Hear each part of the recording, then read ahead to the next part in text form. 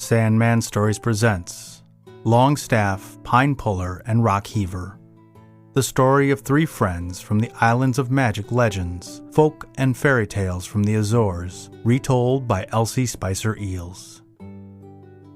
This is the story about a young man looking to make his way in the world, and meeting up with two other young men and finding adventure along the way.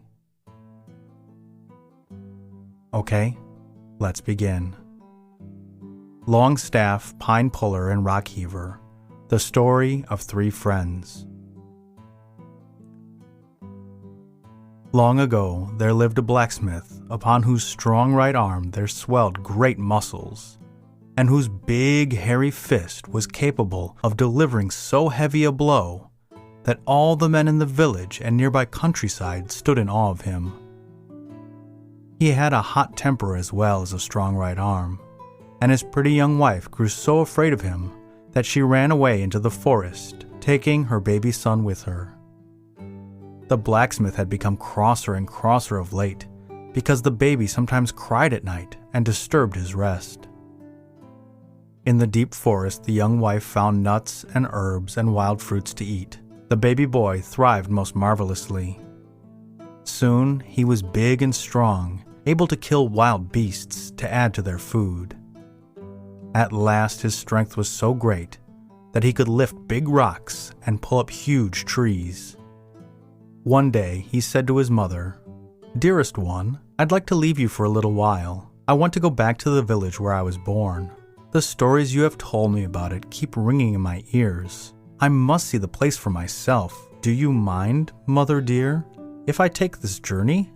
His mother had long foreseen that a day would come when he would no longer be content to live alone with her in the deep forest.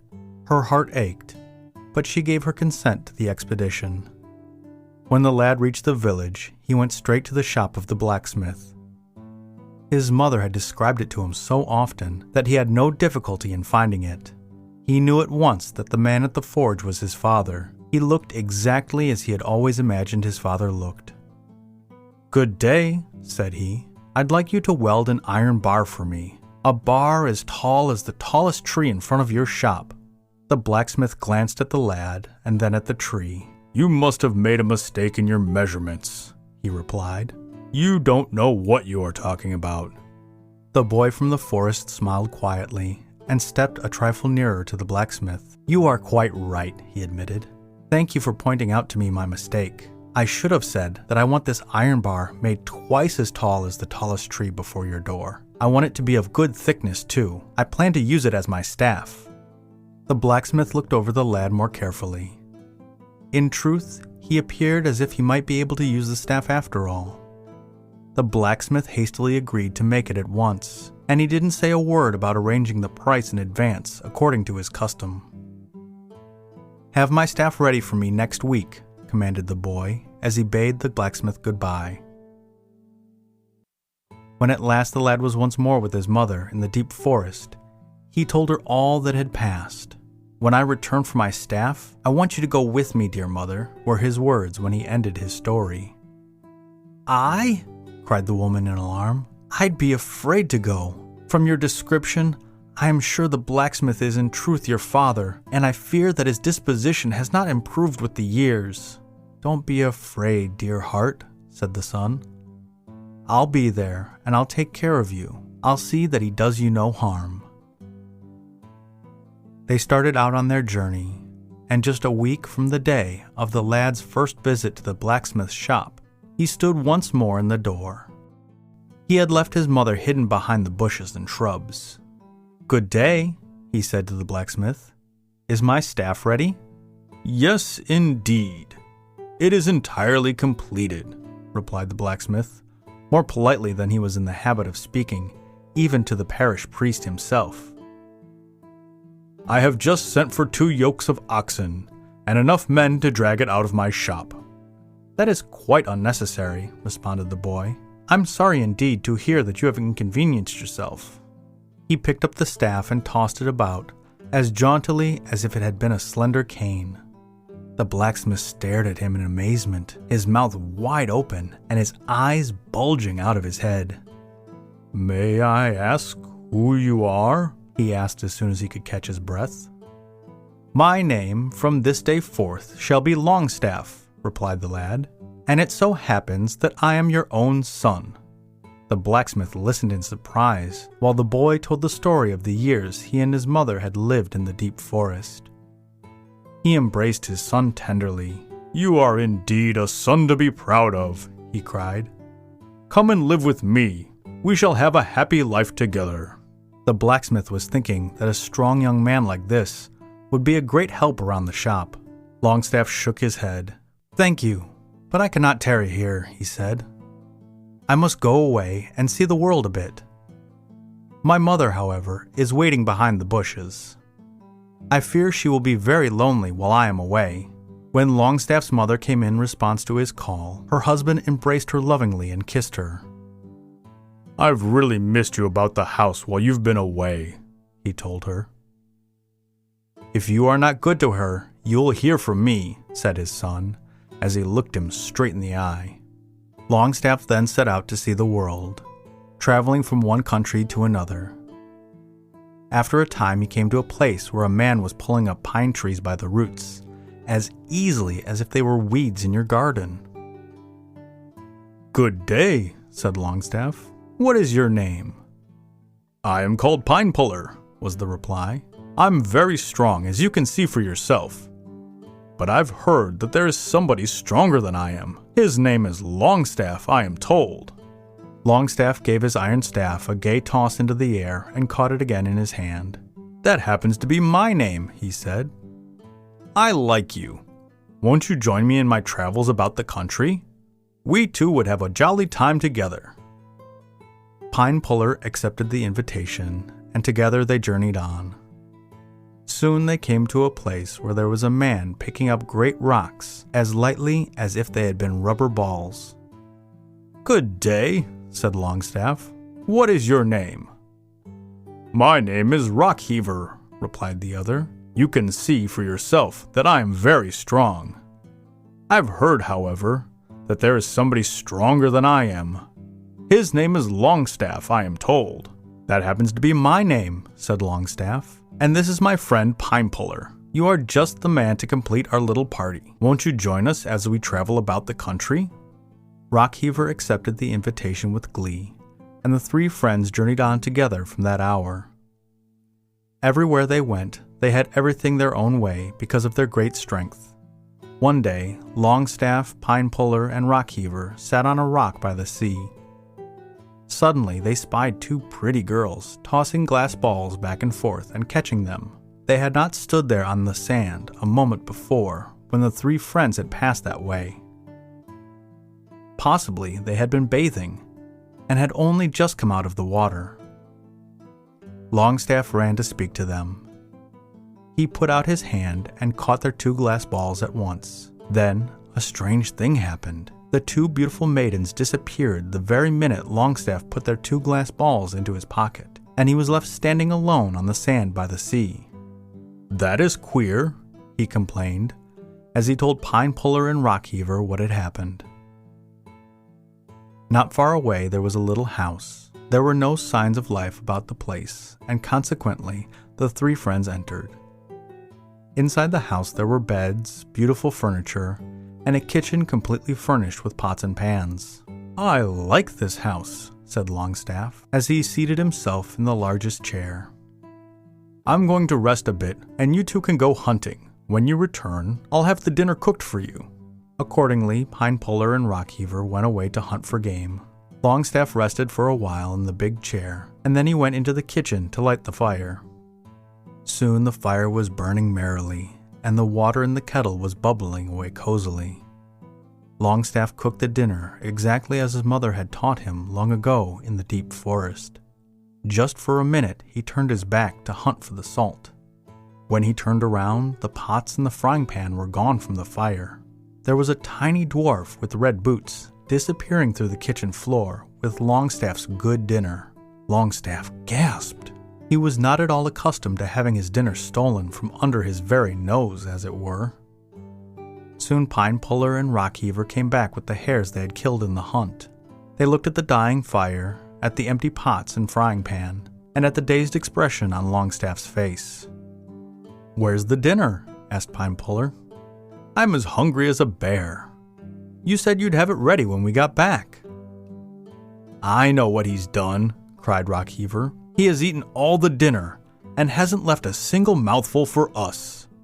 When Longstaff told them the story of the dwarf with red boots who had stolen the dinner, it was difficult to make them believe it. "Very well," said he. "If you won't take my word for it, why doesn't Pinepuller stay in the kitchen and cook these hares? Rockheaver and I will go away, and you can see what happens." Accordingly, Longstaff and Rockheaver went away, and Pinepuller made a stew of the hares. While he was hunting for the salt, the little dwarf with red boots came out from under the table and stole the stew. Pinepuller turned around just in time to catch him at it. He raised his big arm to seize him, but the dwarf, in the twinkling of an eye, vanished into the floor, taking the stew with him. When Longstaff and Rockheaver returned, Pinepuller told what had happened. "I believe you now," he said to Longstaff. "I ask your pardon for doubting your word." However, Rockheaver was not convinced. "I know what has happened," said he. "You were so hungry that you couldn't wait for us, and you ate up the stew. You and Longstaff have plotted that I should go with an empty stomach this day." "Let Rockheaver, then, be the one to stay in the kitchen," suggested Longstaff.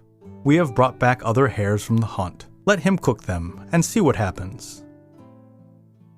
Longstaff and Pinepuller went away, leaving Rockheaver to cook the hares. Again the dwarf with red boots jumped out from under the table and stole the dinner. When his two friends returned, Rockheaver begged their pardon for his moments of distrust. "These are surely queer doings," said Longstaff. "I'm going to make an investigation. I'll not rest in peace until I find out where this red-booted dwarf lives and where these 3 dinners have gone. Come and help me dig up the ground under the kitchen." At once, Rockheaver dug up the floor of the kitchen, and Pinepuller pulled out the earth beneath. Soon, they had a deep well-like hole reaching down into the ground. While they had been digging, Longstaff had made a ladder out of the branches of the trees, a ladder so long that it could reach very far into the earth. "I'm going to be the one to descend into this hole," remarked Longstaff, when he thought that it was quite deep enough. Indeed, his two friends were entirely willing that he should. He lowered the ladder he had made, and very cautiously he crept down into the earth. At the foot of the ladder, he came to what looked like a heavy barred door. He had brought his big iron staff with him, of course, and with this, he knocked hard at the door. "Who is there?" called out a voice from within. "I am Longstaff. Open." "Go away as fast as you can," said the voice. "This is the home of the 7-headed serpent. If he catches you, it will be serious. You'll be enchanted and can never get away." "I'd like to meet this serpent for a minute or two," said Longstaff. The heavy door swung open, and Longstaff stepped inside. Immediately he heard a rushing like a great wind. With his big iron staff, he struck a mighty blow at the 7-headed serpent. He hit him just in time to avoid being enchanted. The huge 7-headed serpent fell to the ground, completely stunned by Longstaff's blow. At the first drop of blood which fell from the wounded monster, a beautiful maiden appeared near the door. Longstaff recognized her at once as one of the 2 girls he had seen on the seashore, tossing and catching the 2 glass balls. He took the balls out of his pocket. "Do you recognize these?" he asked the maiden. "Indeed I do," she replied. "One of these glass balls belongs to me, and the other belongs to my sister. She too has been enchanted, and is behind the next door you see ahead of you." "I'll get you away from this evil place," said Longstaff, "and then I'll see what I can do to help your sister." He lifted her in his arms and started to carry her up the ladder. "Wait just a minute," she said. "I think I'd better give you back this glass ball. I'll not be able to speak a word while you have it, but I think you need it more than I." She gave him back the glass ball, and they hastened up the long ladder. When Pinepuller and Rockheaver saw the lovely maiden in Longstaff's arms, they were filled with amazement. "She is a princess who has been enchanted," explained Longstaff. "Take good care of her while I return for her sister. Then we will restore these fair damsels to their father, the king, who has long mourned them as dead." Once more, Longstaff crept down the ladder into the depths of the earth. The seven-headed serpent was still lying where he had fallen, and Longstaff stepped past him and knocked at the door which barred his way. "Who's there?" called out a voice from within. "This is Longstaff. Open! Hurry away as fast as you can. This is the home of the dwarf with red boots," said the voice. "That red-booted dwarf is exactly the person I wanted to see," answered Longstaff, holding fast to his heavy iron bar, which his father had made him long ago in the blacksmith's shop. The door slowly swung open, and Longstaff stepped inside. At once he heard the footsteps of the red-booted dwarf. The tiny dwarf looked up at him in surprise. "We'll fight and see who is the best man," stormed he. "You fight with the black sword, and I'll use the white one." "No indeed," said Longstaff. "I'll use the white sword, and you the black. Otherwise, I'll not wait to fight with swords, but will choose my own weapon, which happens to be this iron staff of mine." The little red-booted dwarf looked up at the heavy iron staff in Longstaff's hand. It could crush him very easily indeed. "Very well," said he, "just as you like."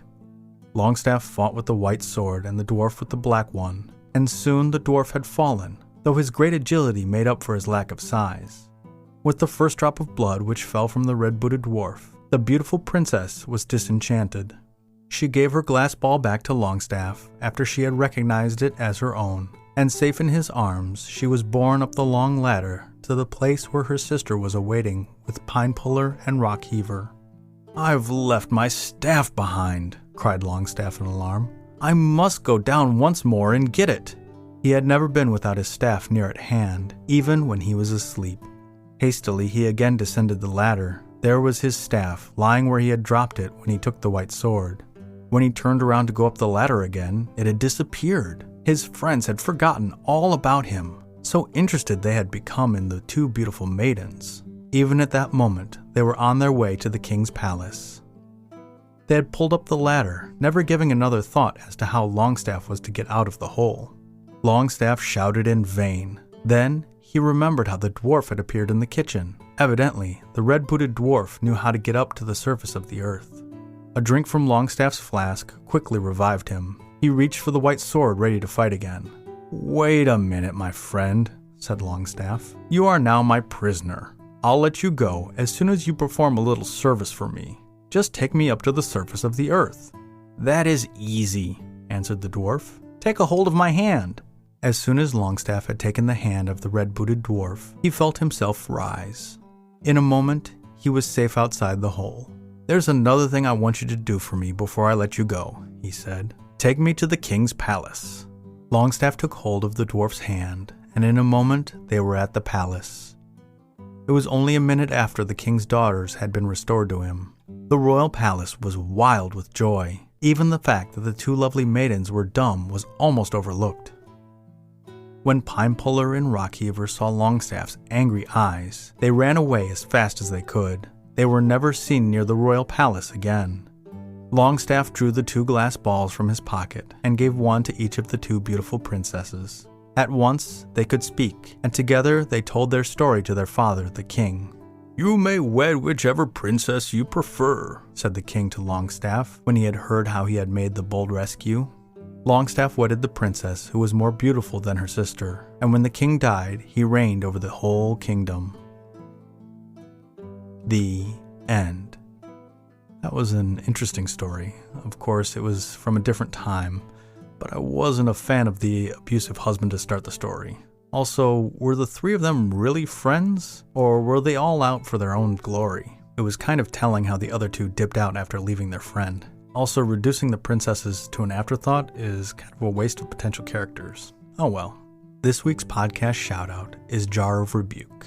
It is written and recorded by Casper Oliver. It is an audio drama told from the perspective of Dr. Jared Hell's audio journal entries, as the doctor works to rediscover his forgotten past and learns all about the strange supernatural entities and anomalies for an organization called The Enclosure within a small Midwestern farm town of Wichton. If you like it as much as I do, go and give it a 5-star rating in iTunes. And my listener shout out goes out to my listeners in Shizuoka, Japan, who are 40% of my listeners in Japan. Thank you, and good night.